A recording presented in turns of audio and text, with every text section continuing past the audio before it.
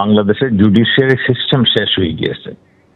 আমাদের এখানে মানে আইন শৃঙ্খলা যে আমাদের দেশে এখন এটা একটা মানে একটা নাজুক অবস্থায় চলে আসছে।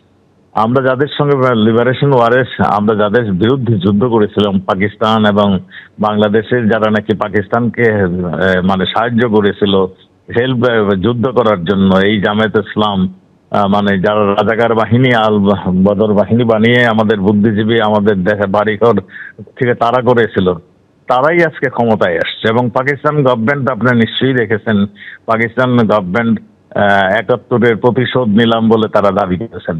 তো সেই জায়গায় এই ক্যাঙ্গারো কোর্টে কি হতে পারে? আর আমি তো স্পষ্ট করে বলতে চাই যে এখানে কোনো গণহত্যা হয়নি, এখানে ক্রাইম এগেনস্ট হিউম্যানিটি সেটাও হয়নি, এখানে মানে যুদ্ধ ইয়েও লাগেনি। তো কেন এই কোর্ট? এটাকে এই কোর্টের অস্তিত্বই তো আমরা বিশ্বাস করি না।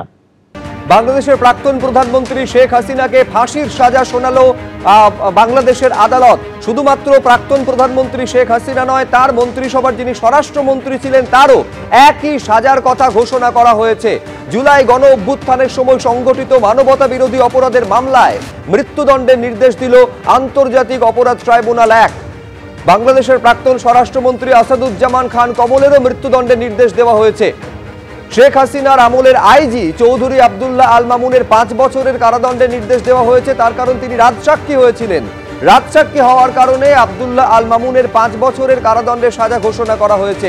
শেখ হাসিনা এবং প্রাক্তন স্বরাষ্ট্রমন্ত্রী আসাদুজ্জামান খান কমলের সম্পত্তিও বাজেয়াপ্ত করার নির্দেশ দিয়েছে ইন্টারন্যাশনাল ক্রাইমস ট্রাইব্যুনাল।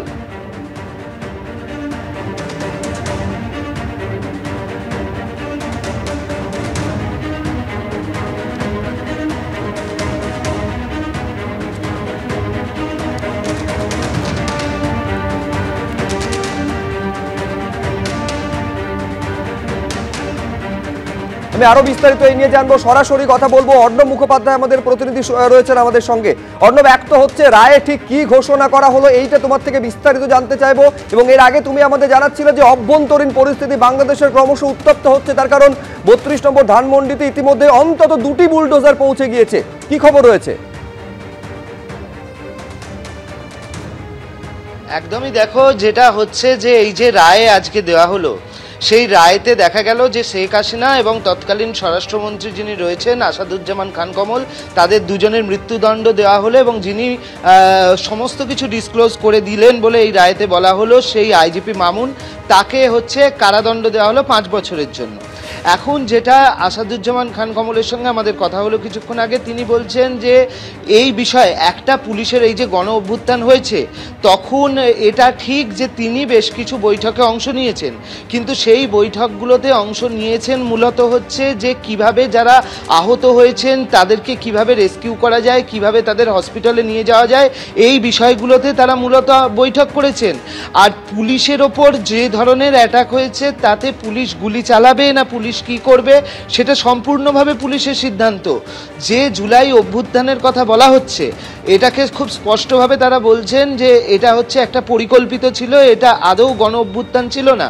এবং যে আক্রমণ পুলিশের ওপর হয়েছে তৎকালীন সময় পুলিশ যেটা ভাবনা চিন্তা করেছে, পুলিশ যদি নিজের প্রাণ রক্ষার্থে গুলি চালিয়ে থাকে সেই অধিকার পুলিশকে দেওয়া ছিল, তার জন্য পুলিশের কিন্তু আলাদাভাবে শেখ হাসিনা বা স্বরাষ্ট্রমন্ত্রীদের ডাইরেক্ট তৎকালীন নির্দেশ নেওয়ার প্রয়োজন পড়েনি।